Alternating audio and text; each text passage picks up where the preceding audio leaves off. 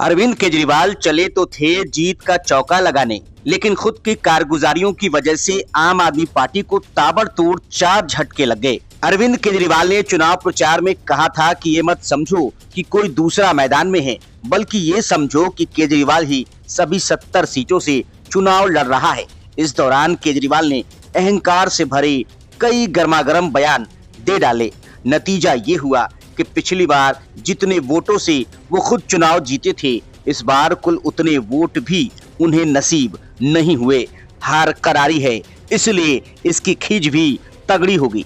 अब हारे हुए केजरीवाल किस पर अपनी खींच उतारते, तो उन्होंने भगवंत मान के खिलाफ ही मोर्चा खोल दिया। इसका अंदाजा तब लगा था जब नतीजों के दिन संजय सिंह के बाद पंजाब के स्पीकर केजरीवाल के घर गए और उसके कुछ घंटों बाद ही मान के खिलाफ केजरीवाल समर्थक 35 विधायकों ने मोर्चा खोल दिया। भगवंत मान को कुछ दिनों के अंदर ही कुर्सी खाली करनी पड़ेगी, क्योंकि केजरीवाल को सत्ता चाहिए। इसके लिए बहाने भी तैयार हैं और लोग भी। बात सिर्फ वक्त की है।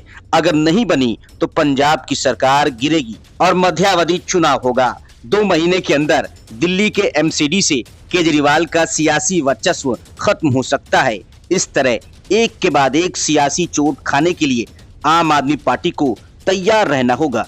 एक हफ्ते में आम आदमी पार्टी को कौन से 3 बड़े झटके लगे हैं जिसने केजरीवाल की सियासत को बड़े जख्म दे दिए हैं। आम आदमी पार्टी को सबसे पहला झटका चंडीगढ़ में लगा।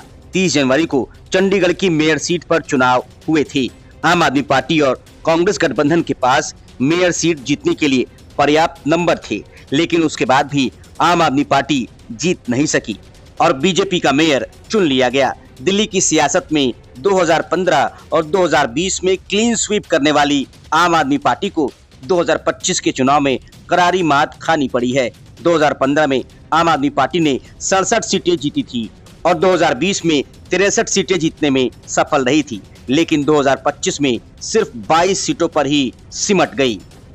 11 साल तक दिल्ली की सत्ता पर काबिज रही आम आदमी पार्टी को चुनावी मात ही नहीं खानी पड़ी, बल्कि सत्ता से भी बेदखल हो गई। इस तरह से आम आदमी पार्टी जिस विकास मॉडल के सहारे राष्ट्रीय स्तर पर अपने सियासी पैर पसारने में जुटी हुई थी, चुनावी शिकस्त मिलने के बाद उसके अरमानों पर पानी फिर सकता है।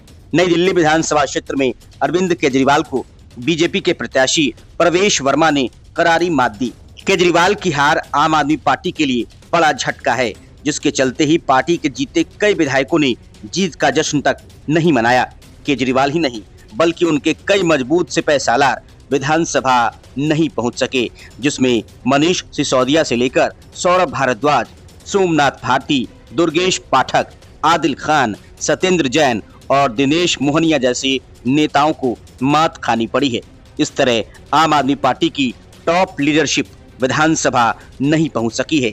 ये आम आदमी पार्टी के लिए बड़ा झटका माना जा रहा है। विधानसभा स्पीकर अपने विवेक पर 14 विधायकों को नगर निगम के सदस्य के रूप में मनोनीत करते हैं। अभी तक की परंपरा रही है कि सत्ता पर काबिज पार्टी के विधायकों को ही मनोनीत किया जाता रहा है। स्पीकर अगर 14 मनोनीत सदस्यों में 13 विधायक भी बीजेपी के नगर निगम में मनोनीत होते हैं, तो भी पार्टी एमसीडी का बहुमत हासिल कर लेगी। इस तरह बीजेपी बिना किसी तोड़फोड़ के अप्रैल में अपना मेयर बना लेगी।